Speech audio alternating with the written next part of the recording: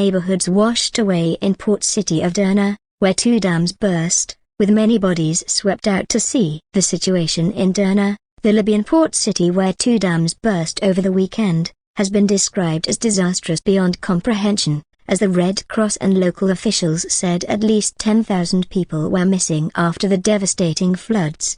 Tariq al-Kharraz, a spokesperson for the administration that controls the east of Libya, said that entire neighborhoods had been washed away, with many bodies swept out to sea. At least 1,300 victims had been identified and buried, but hundreds more were piled up in cemeteries with few survivors able to identify them, according to Kharraz, who said he expected the death toll to rise above 10,000 people. Rami Elshaheibi, the Libyan National Communications Officer for the World Health Organization, said the situation in Derna was disastrous beyond comprehension. Hikam Chkiwat, the Minister of Civil Aviation, said many of the dead remained where the water left them. Bodies are lying everywhere in the sea, in the valleys, under the buildings, Chkiwat told Reuters by phone after a visit to the city. I am not exaggerating when I say that 25% of the city has disappeared.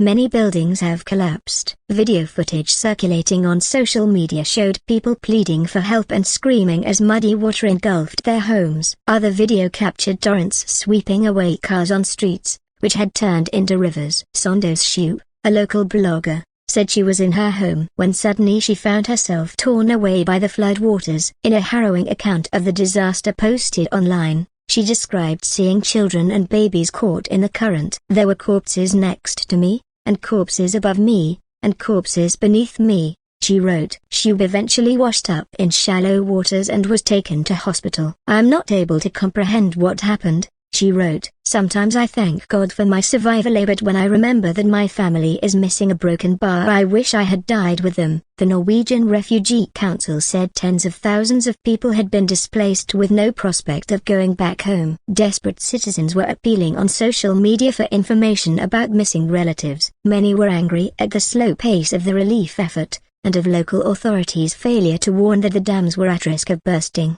Engineers had previously issued generalized warnings about the risk of the dams bursting and the urgent need to strengthen their defenses. Anas El-Gamati, the founder of the Libya-based SAID think tank, said a political inquest would be necessary. North Africa is not immune to climate change, but this is also about corruption and incompetence. In Morocco perhaps you had seconds or minutes when the tectonic plates moved. But here in Libya there was plenty of warning about this hurricane. A broken bar, yet there was no evacuation of Derna, and now a quarter of the city's population are underwater.